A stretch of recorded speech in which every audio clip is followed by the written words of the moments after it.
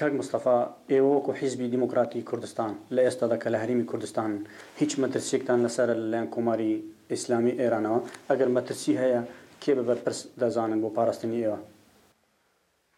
ئێمە هەر لەو ڕۆژەوە کە جەمهوری ئیسلامی پێشێری حقوقی خەڵکی کوردی لە ڕۆژهەڵاتی کوردستان کردووە، مبارزە خواتمان لەگەڵ کردووە، لە هەر جێگایشیش بووین جەمهوری ئیسلامی مەترسی لەسەر ئێمە دروست کردووە. بەڵام ئێستاش ئێمە مەترسیمان لەسەرە، چون هەر لێرە لە نەوەدەکاندا هێرشمان کراوەتە سەرێ، خەڵکمان لێ شەید کراوە.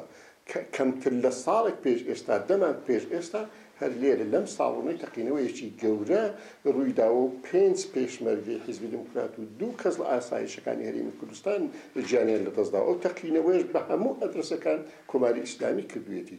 بۆیە ئێمە هەمیشە خۆمان و بنکە و بارەگاکانمان لە تەرەف کۆماری ئیسلامی ئێرانەوە مەترسی لەسەرە و زۆریش تەبیعیە. ئێمە مادام لە عێراقین، لە پێشدا حکوومەتی عێراق و لە هەرێمی کوردستان دەدوایدا دەستگاکانی ئەمنیەت و ئاسایشی هەرێمی کوردستان مەسئولی پاراستنی ژیان و سڵامەتی ئێمەنە.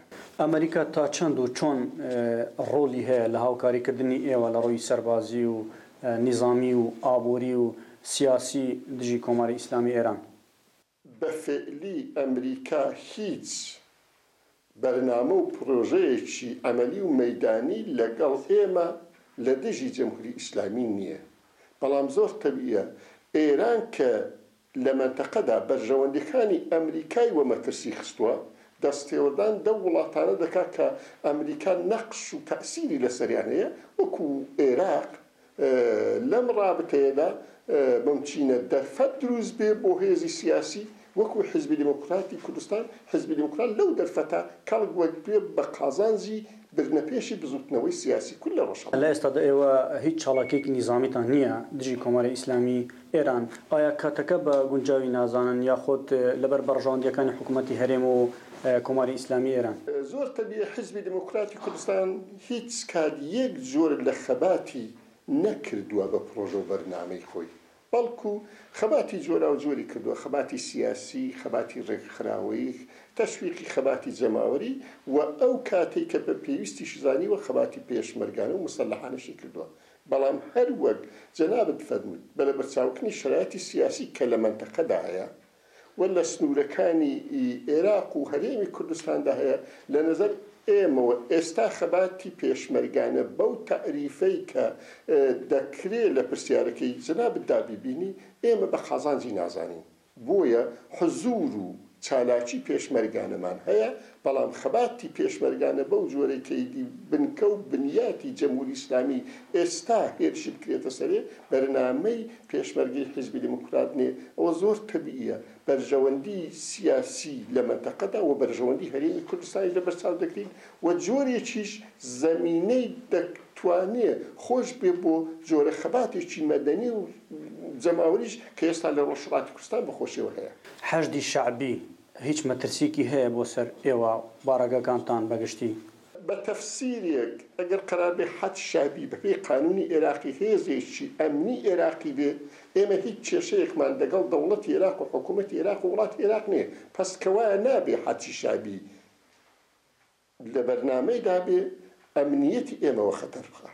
بەڵام بەپێی ئەم تێگەیشتانە هەیە کە حەدی شەعبی ئیلهامەکەی لە سوپای پاسداران وەرگیراوە و ئاموزش و پەروەردەکردنەکەی سوپای پاسدارانە بە سوپای پاسداران و حەدی شەعبیش ئەوەی ناشاتەوە زۆر تەبیعیە دەتوانێت خەتەریشی بۆ ئەمنیەتی ئێمە بێ. بەڵام جارێ حەدی شەعبی لە دەوروبەری ئێمە نییە تا بەفعلی بڵێن خەتەرێکی ڕوونی لەسەر ئێمە. ئەو دەنگویانە تا چەند ڕاست بوون کە پێشتر باز دەکران حەشدی شەعبی جموجۆڵی هەبووە بۆ نزیک بارەگەکانتان یاخۆت تەحقیباتێکی وا هەبووە، ئەمە تا چەند ڕاست بوون؟ ئەو کاتەی کە کەرکووک لە تەرەف ئەرتەشی عێراقەوە دەستی بەسەرداگیرایەوە حەدی شەعبیش لێە بوو، بڕێک هێز بۆ لای پردێ و بۆ لای ناحیەی شوان کە لە مەنتەقەی ئێمە نزیکە ئەم دەنگویانە بڵاوبوونەوە کە وێ دەچێت حەدی شەعبی خەتەری بۆ سەر ئێمەشە بێت، بەڵام بە فعلی لە ئێمە نزیک نەبووەتەوە و خەتەرێکی فعلیشی نەبووە.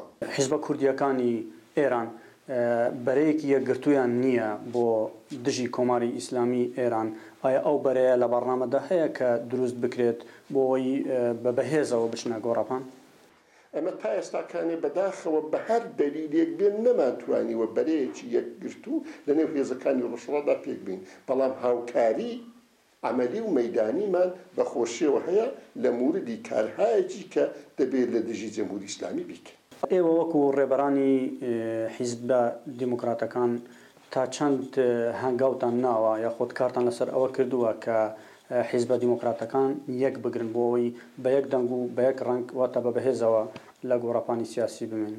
ئێمە بەداخەوە زیاتر لە 10 ساڵە لێک دابڕاوین، بەڵام 5 ساڵە دەستمان کردووە بە وتوێژ بۆ حەلی کێشەی دیموکراتەکان. لەو پەیوەندیدا تا ئێستا ئێمە 2 پرۆتۆکۆڵمان داوە بە ڕەفیقەکانمان لە حیزبی دیموکراتی کوردستانی ئێران تاوەکوێ متالعەی لەسەر بکەن. ئەوانیش لەسەر پرۆتۆکۆلەکانی ئێمە بەر مەخسووسەن لەسەر پرۆتۆکۆلی دوایەمان تێبینیان هەبووە، ملاحەزاتی خۆیان هەبووە. لە ئەسڵدا ئێستاکانی هەیئەتەکانمان هەنە، هەم هەیئەتی ئێمە و هەمە ئێتیوان قسە لەسەر بکەن بەڵکو مشکلی دیموکراتەکان حەلکەین، بە نەتیجەی تەواو نەگەین، بەڵام بەنیسبەت ڕابردوو بەخۆشیەوە زۆر چوینە پێشە ئومێد دەکەین زۆری پێنەسێ بتوانین ئەو مشکلی لەگەڵ یەکتر حەلکەین. ئەو خاڵان ناکۆکانەی کە هەتانە لە نێوان دیموکراتەکان چین، یانی لەسەر چی ڕێک ناکەون؟ ئێمە دەگەڵ 2 دیموکراتەکە کۆمەڵە مشکلاتێکی ڕێکخراوەی و تەشکیلاتیمان هەبووە، بۆیە لێک دابڕاوین سەر جۆری مدیریەت و ئیدارەکردنی حیزبی. ئێستا کە دوای 10 ساڵ فکر لە کەوتنەوە سەر یەک دەکەین، مهم ئەوەیە ئەم 10 ساڵەی کە لێک دابڕاوین چۆن دەتوانین تەنسیقێک بکەین، هەمووی بکەین بە مێژووی دیموکراتی داهاتوومان، چۆن مدیریەتی حیزبی بکەین کە ئەو کێشانەی کە پێشتر هەمان ئەم کێشانە نەمێنێ و لە نەهایەتدا زەمینەیەک خۆشکەین کە هاوکاران هاوڕێیانمان لە حیزبی دیموکراتدا بە یەکەوە ڕاحەتتر قسە بکەن لەسەر هێندێک سەمبول و ڕەمز و ئەوەی کە بوو هەردوو گلامان مەوزوعن. ئەوانە مەوزوعاتێکن کە ئێستا لە نێو بەحسەکانماندایە، بەڵام لە نەزەر ئێمەوە سەردەمەکە، پێویستێکە، چاوەڕوانی خەڵک، شەرایەتێکی کە هاتووەتە پێشێ، ئەوە بە ئێمەش و لە نەزەرمەوە بەوانیش دەڵێ ئێمە دەبێت بەسەر ئەم شتانەدا زاڵ بین، بەڵکو بتوانین بە یەکەوە وەکو حیزبێکی واحید درێژە بە تێکۆشانی داهاتوومان بدەین. مستەفای مەولودی، سکرتێری گشتی حیزبی دیموکراتی کوردستان، زۆر سپاس. سپاس بۆ ئێوەش.